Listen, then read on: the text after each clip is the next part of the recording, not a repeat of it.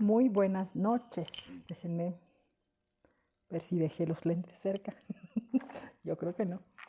¿Cómo están? Muy buenas noches, tardes, días, cuando sea que vean este video. Les doy las gracias por estar aquí el día de hoy, o cuando sea que vean este video, porque me estuve un tiempo, no he estado ocupada haciendo otras cosas y me encontré ahora con un tema que me interesó compartir con ustedes. Para quienes me ven por primera vez, me llamo Eileen Naranjo, soy psicóloga de profesión. Tengo muchos años de experiencia en el acompañamiento terapéutico y también en el trabajo con adolescentes y adultos en la parte educativa. Entonces, bueno, estudié una maestría en aprendizaje, cognición y desarrollo educativo. Y pues bueno, hoy precisamente tiene un poco que ver con esa otra parte, ¿no? Además de la terapia, que es algo que a lo mejor por lo que algunos de ustedes me conocen o por compartir algunos talleres, como el taller que estoy dando ahorita de ser mujer, el poder de ser mujer, también es un poquito más alejado. Esto tiene más bien que ver con la parte de los papás, ¿no? De la educación y este tipo de cosas. Entonces, les cuento, muchas gracias Susi, muchas gracias Eli por estar en vivo, y conforme puedan compartirlo se los voy a agradecer. De hecho, yo también voy a compartirlo. Me gustaría mucho que pudieran, bueno, revisar si es que esto les es de utilidad, y si les es de utilidad, pues también lo hagan partícipe a aquellas personas que les pueda funcionar. Eh, ¿Por qué educar con preguntas? Y lo planteo de esa manera porque a veces veo a papás, a mamás, sobre todo, papás y mamás, pero durante muchos años vi a mis compañeros docentes de pronto exasperarse ante las circunstancias que pasaban en un aula o que pasan dentro de casa. Y si bien no puedo decir que, bueno, no es para tanto, porque la verdad es que cada quien lo va a ir viviendo desde una perspectiva muy personal, esta parte de la educación de los chicos a veces queda un poco corta, o les comentaba yo, finalmente a partir de cómo esté yo personalmente, si yo estoy atareado, si yo estoy pasando una circunstancia complicada a nivel personal, o si yo estoy, no sé, bajo una, estoy cursando una enfermedad, o alguien en la familia lo está cursando, pues evidentemente esto me va a poner a mí en una situación mucho más vulnerable, y de pronto voy a tomar decisiones con respecto a la educación de los hijos, o en este caso pues les comentaba de los alumnos, que no necesariamente va a ser la mejor. Entonces, les decía yo que me encontré con este tema porque en esta práctica terapéutica que estoy llevando ahora con más adolescentes, porque la práctica en realidad en escuela pues no te permite hacer muchas cosas ahora que ya no estoy trabajando en escuela, sino que yo estoy trabajando ya directamente en la terapéutica con adolescentes y adultos. Pues me doy cuenta que hay muchas ocasiones en que los adolescentes, y, y no es que me dé cuenta ahora, sino que ha sido así siempre, se les tiene poca paciencia. Sé que algunos adolescentes y algunos niños pueden tener, parecer que tienen el don, ¿no?, de exasperar a las personas, pero ahí es donde precisamente nosotros como adultos tenemos que hacer mucho trabajo. ¿Por qué educar con preguntas? Porque en la medida en que tú le vas dando todas las respuestas a alguien de manera muy simple, pues ahí le vas cortando las ganas de aprender cosas, las ganas de investigar. Y aquí voy a hacer varios paréntesis, ¿no? En realidad no quiero alargarme mucho, eh, pero uno de los paréntesis que quiero hacer es, por ejemplo, que no se trata de dificultarles la respuesta, sino más bien de no darles respuestas de forma sencilla, de manera que pierdan el interés. El cerebro humano, y ahí va la parte de neuropsicología, ¿no?, de neurología, el cerebro humano como tal está preparado para aprender. Desde que nace, y no importa en qué circunstancias nazca, si hay alguna debilidad o alguna circunstancia que no le permita desarrollar todas sus aptitudes, de cualquier manera algo va a aprender. De ahí que todo aquello que se le acerque a un niño en cualquier edad y a una persona. De hecho, nosotros podemos dejar de aprender hasta el momento en que partimos de este plano. Todo depende de que querramos, ¿no? En la medida en que nosotros vamos experimentando cosas, es en esa medida en que podemos ir haciendo el conocimiento nuestro. Entonces, nosotros somos por naturaleza curiosos, somos por naturaleza investigadores, somos por naturaleza personas o seres que vamos a intentar entender qué es lo que está pasando. Y de ahí nos podemos ir a poner énfasis en que cada quien va a intentar, entender cosas diferentes. Habrá gente que quiera entender cómo funcionan los automóviles, habrá quien quiera entender cómo funcionan las plantas, habrá quien quiera entender cómo funciona la cocina, pero todos queremos entender algo, cómo funciona el cuerpo humano, cómo funcionan las relaciones interpersonales, cómo funciona el mundo, cómo es el tema de la física, etcétera, etcétera. Todo es susceptible de ser conocido. Y los seres humanos como tal buscamos comprender. Entonces, siendo esto parte de nuestra naturaleza, un error es de pronto coartarnos el aprendizaje.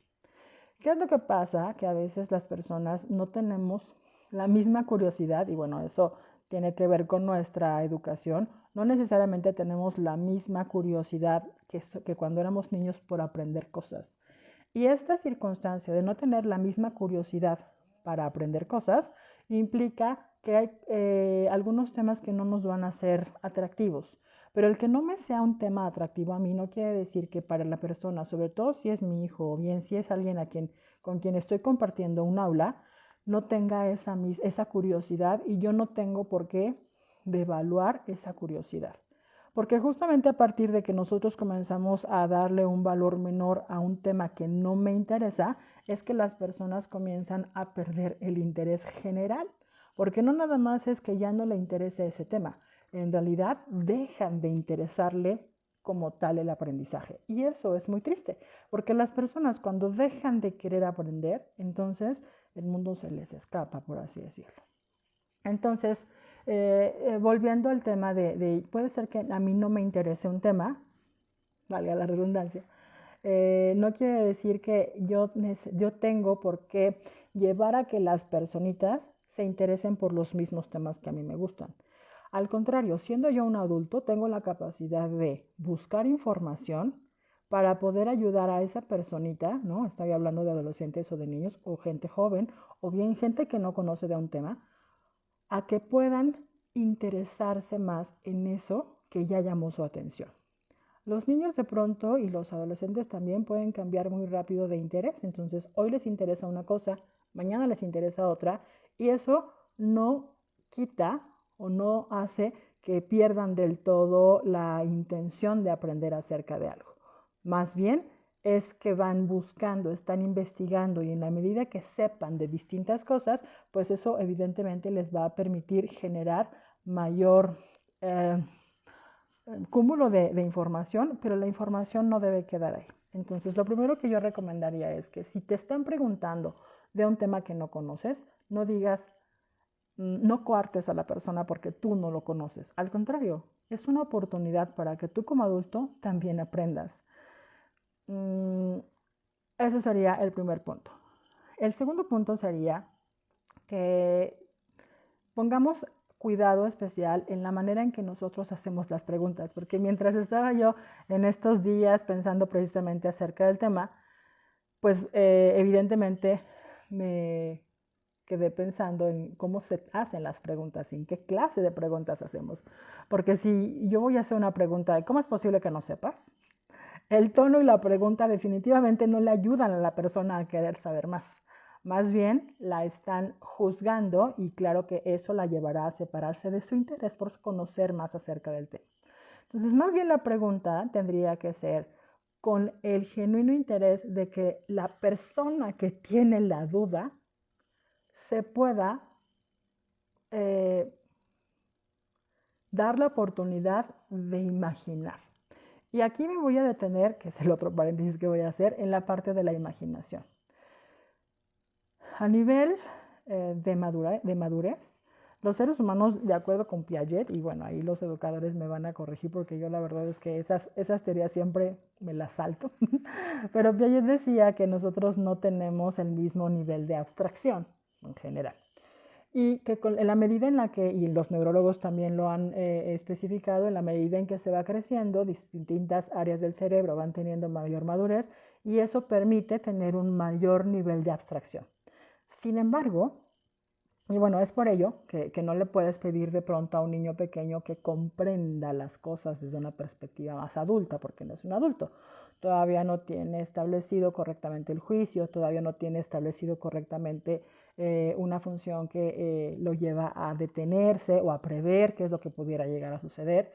De pronto escucho a algunas personas que le dicen a sus hijos, pero es que como no pensaste en lo que iba a pasar y están hablando con una personita de 6, 8 años. Y pues la respuesta lógica es no, porque todavía su cerebro no está en eso. Más bien necesita tu acompañamiento para que pueda vislumbrar esas situaciones. Pero el tema del juego le permite a un niño pequeño ponerse en el lugar del otro. Es decir, todos estos juegos naturales en los niños que podrían a lo mejor parecernos, aburridos a los adultos de si fuera yo un médico, si fuera yo un arquitecto, si fuera yo una persona que vive en otro lugar del mundo, ¿cómo respondería ante algo? Es más, si fuera mi papá, si fuera alguien más, les lleva precisamente a generar en su cabeza estas otras opciones que no necesariamente las tiene establecidas en su cabeza, pero que a partir de la observación y de la imaginación es que precisamente puede llegar a generar una hipótesis diferente a aquella que ellos tendrían por sí solos por la edad. Entonces el juego y el juego de ¿qué harías tú si fueras? Es muy importante y le ayuda mucho a los niños de pronto a hacerse esas preguntas. Y ahí voy al tema de las preguntas. ¿Cómo sería para ti? ¿Cómo crees que pudiera ser el mundo si fueras una lagartija? Esa es una pregunta quizás muy absurda para un adulto, pero si nos detenemos un poco y yo les pregunto, ahora que ven el video, ¿cómo sería para ti la vida si fueras una lagartija? Entonces, precisamente haría que ciertas zonas de tu cerebro se activaran para que pudieras tener esa imagen mental, para que pudieras hacer ese análisis desde una perspectiva distinta a la tuya. Y eso te lleva a la imaginación, pero de la imaginación viene la creatividad y de la creatividad puede resultar una resolución de problemas. De manera que no podríamos decir que un juego de imagínate que fueras, ¿no? Lo que sea, evidentemente como adulto habría que inducir a algo positivo, les llevaría a los chicos precisamente a desarrollar otras áreas de su cerebro. En la medida en que nosotros podamos tener esa calma para pensar cuál va a ser la pregunta que vas a hacerle a tu hijo para que tu hijo o tu hija puedan poner a trabajar su cerebro de otra forma, eso les va a ayudar. Entonces, estoy hablando a lo mejor de niños pequeños en este uso de la imaginación, pero eso no se termina para cuando son adolescentes o son adultos jóvenes o son adultos. Algunas personas que trabajan ahora en un área muy específica de la ingeniería o de la medicina o de alguna ciencia, de pronto, si yo les pongo un juego, ello les va a llevar a generar posibles respuestas y eso evidentemente los hace conjuntar su conocimiento y tomar decisiones. Y lo aprendieron jugando. Y lo aprenden jugando en los primeros años de su vida. Entonces, de aquí que el hecho de que tú puedas establecer un diálogo con los niños es muy importante. Los diálogos a veces pretende el adulto que sea desde un adulto el que le contesta cuando es un adolescente o un niño el que tiene por interlocutor. Entonces, las preguntas tienen que estar pensadas para la persona que las va a responder. Esas preguntas a veces tendrán que implicar que tú como adulto sepas el contexto en el que alguien se está acercando a ti para conocer algo. Porque si de pronto llega un niño con una pregunta descontextualizada, puede ser que le estés proporcionando información inadecuada, inapropiada o que no tenga absolutamente nada que ver con el tema. Entonces, la primera pregunta es, o de las primeras preguntas que puedes hacerle, cuidando el tono, es, ¿cómo te enteraste de ese tema? ¿Qué querrías saber de eso? Y algo bien importante, ¿tú qué sabes de eso que me estás preguntando? Porque en la medida en que yo hago alguna de estas 3 preguntas, sobre todo la última, me voy enterando de dónde viene esa duda de mi hijo, de mi hija o de mi alumno. Puedo ahí inferir muchas cosas, está recibiendo información inadecuada, está adquiriendo información correcta, ¿no? Está a expensas de ciertos ambientes sanos o no, y entonces allí a ti como adulto te va a dar luz para saber qué está pasando con tu hijo. Entonces, primero pregúntale de dónde viene su interés y de qué tema te está hablando, porque a lo mejor el tema es mucho más extenso para ti, pero no necesitas saber tanto, solo lo que requieres saber conforme la edad. Hacer preguntas implica entonces que puedas utilizar un lenguaje adecuado a la edad, porque si la personita no entiende tu pregunta, ahí es un buen momento para que se escape y no quiera volver a hablar contigo, porque no entendiste su pregunta. Entonces, no trates de entenderla desde tu lógica de adulto. De igual manera, en este tema implicaría no lo descalifiques, porque si se está acercando contigo para que le muestres tu postura o lo que tú sabes acerca de un tema, es porque confía en ti. Entonces, la confianza es algo súper frágil y puede romperse en cualquier momento, tanto en el momento en el que tú como adulto observas algo, pero también como cuando un niño o un adolescente observa cualquier cosa. Entonces, revisa que no estés descalificando con tus preguntas su interés. ¿Por qué? Porque el interés es precisamente el que lo está llevando a aprender algo nuevo. Y en la medida en que tú le proporciones la experiencia, porque lo más importante es proporcionar una experiencia de aprendizaje, entonces en la medida en que tú le proporciones una experiencia de aprendizaje en la cual él o ella saque lo mejor posible, le estás sembrando varias cosas. 1, el interés por seguir aprendiendo. 2, su seguridad y su autoestima. 3, la capacidad de confiar en ti. 4, el poder ir precisamente haciendo esta toma de información perdón, que podrá poner servicio para tomar decisiones. Entonces, ¿qué preguntas podríamos hacer? ¿Qué más te gustaría saber al respecto? Puede ser muy útil si es alguien que ya conoce del tema, pero si es alguien que no tiene ni idea y te está preguntando, entonces le puedes hacer otro tipo de preguntas, como por ejemplo, ¿qué has escuchado acerca de eso? ¿Tú qué te imaginas que pudiera ser? Si es una circunstancia, por ejemplo, para resolver un tema, es cuáles son las opciones que tú alcanzas a ver. Y a lo mejor solo alcanza a ver una opción. Y no se trata de que le des otras opciones, sino que le plantees circunstancias a partir de las cuales él o ella puedan decir, ah, claro, eso no lo había visto. Por ejemplo, un pequeñito que no sabe si pedirte que lo lleves a la natación o que lo lleves a tocar el piano. Y a lo mejor dentro de tu presupuesto solo alcanza para uno y no alcanza para las dos. Pero no se trata de que tú lo induzcas o la induzcas a que decida algo, sino más bien, ¿qué te gusta de la natación? ¿Cómo te llamó la atención? ¿Qué sabes del piano? ¿Cómo te hace sentir tal cosa? Y esta pregunta, por eso lo dejé en tal cosa, es sumamente importante, no importa, valga la redundancia otra vez, la edad de las personas.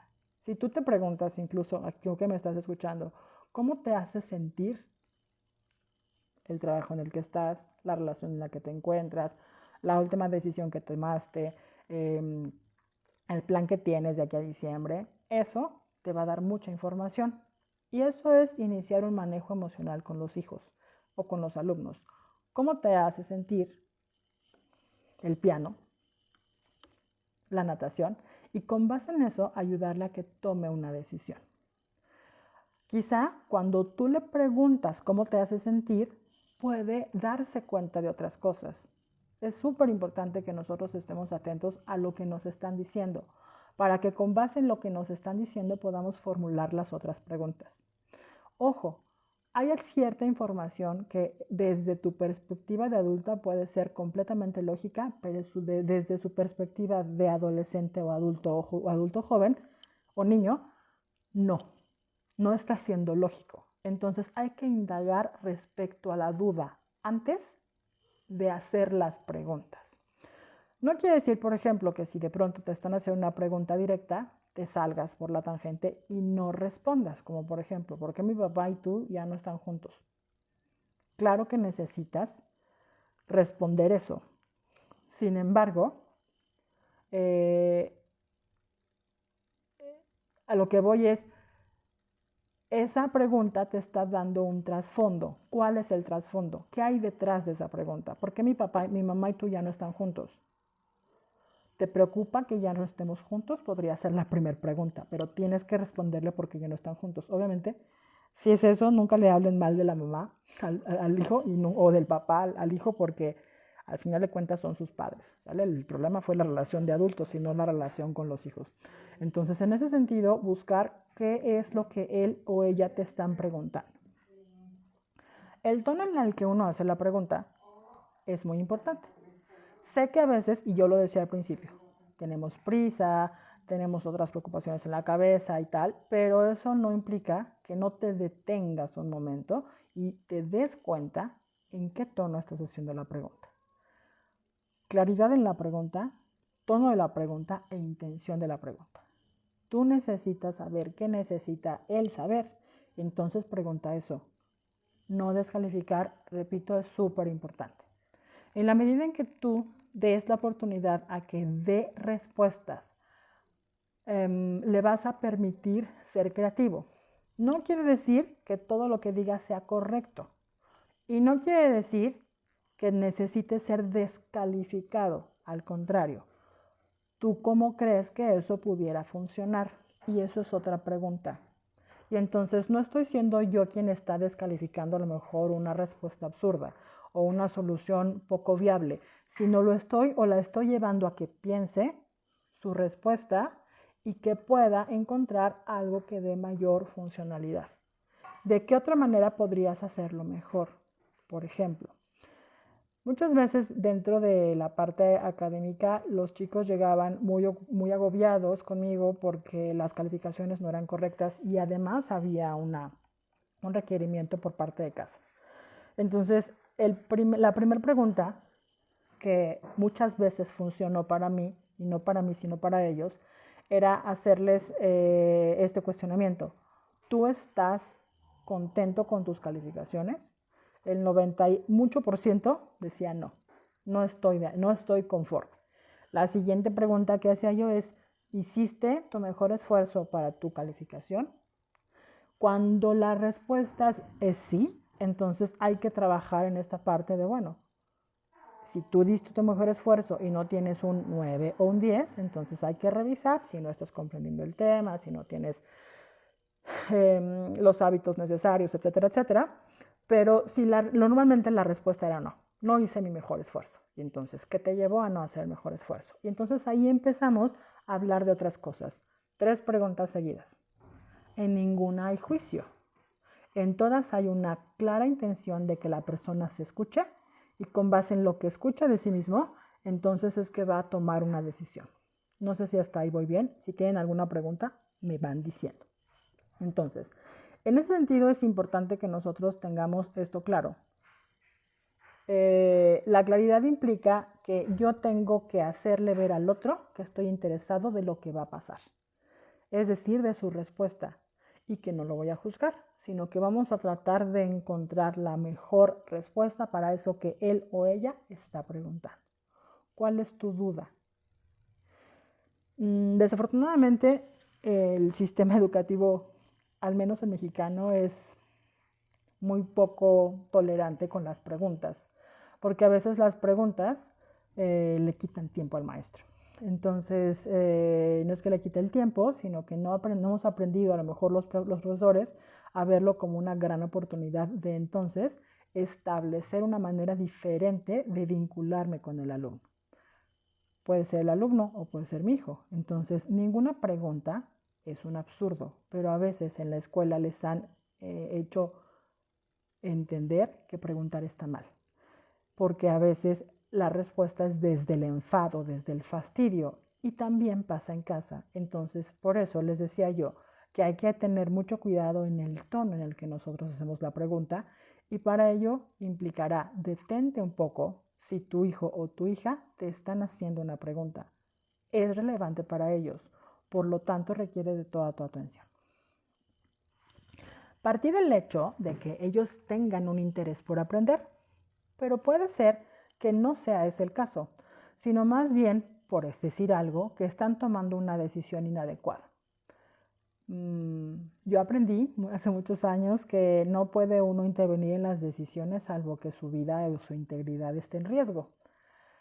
De otra manera, tiene uno que dejarlos experimentar. Integridad o vida en riesgo, ¿no?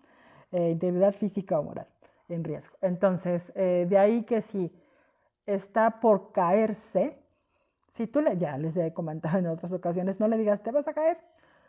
Mejor pregúntale, ¿estás agarrado bien de donde estás subido para no caerte? Y lo que está haciendo es en ese momento activar la pregunta para que él haga esa reflexión y con base en la reflexión tome una decisión. Si se cae después de que le preguntas, entonces lo que sigue no es decir, ¿ves? No estabas bien agarrado y por eso te caíste. Lo que sigue es preguntar, ¿qué fue lo que falló?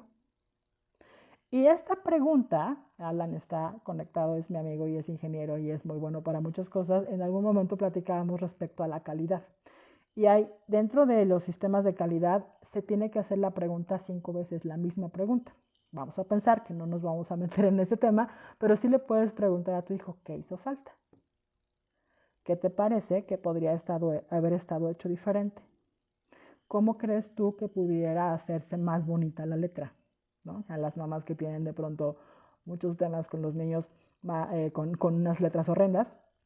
Y entonces en ese sentido es que tú te quitas de ser el que juzga y posibilitas que ellos piensen, reflexionen y con base en lo reflexionado venga una decisión o una acción distinta.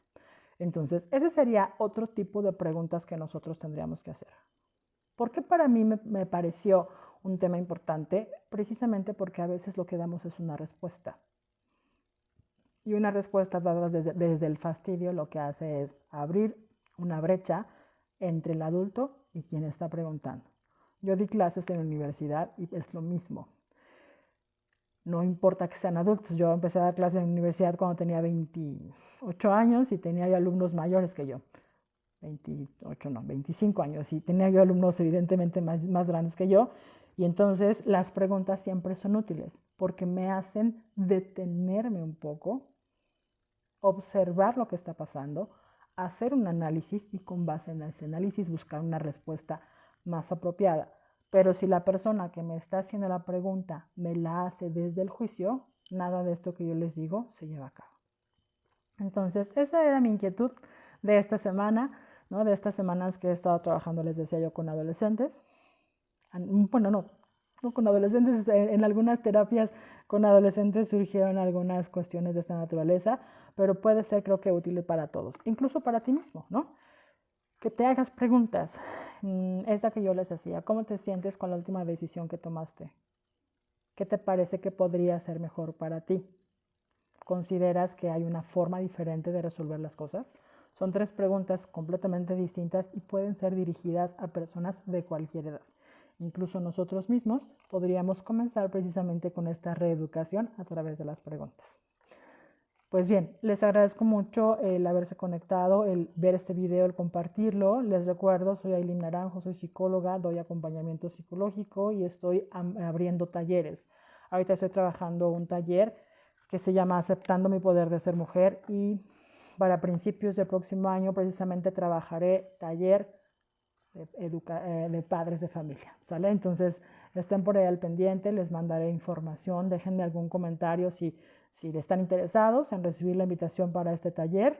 Estamos trabajando con un número de personas que pueda ser viable para precisamente un trabajo personal y no nada más meter 500 personas, ojalá, ¿no? en un taller, sino más bien que tú puedas llevarte verdaderamente un trabajo personal que sea importante para ti. Vamos a trabajar temas como lo que es precisamente esto que les estoy diciendo, ¿no? El planteamiento de preguntas a los hijos para que ellos puedan tener un mayor desarrollo. También vamos a trabajar temas que tengan que ver con este manejo emocional desde el adulto para tener un acercamiento mejor para con los chicos y algunos otros temas también de interés para los que son papás. Les agradezco mucho, les deseo una buena noche y que estén muy bien.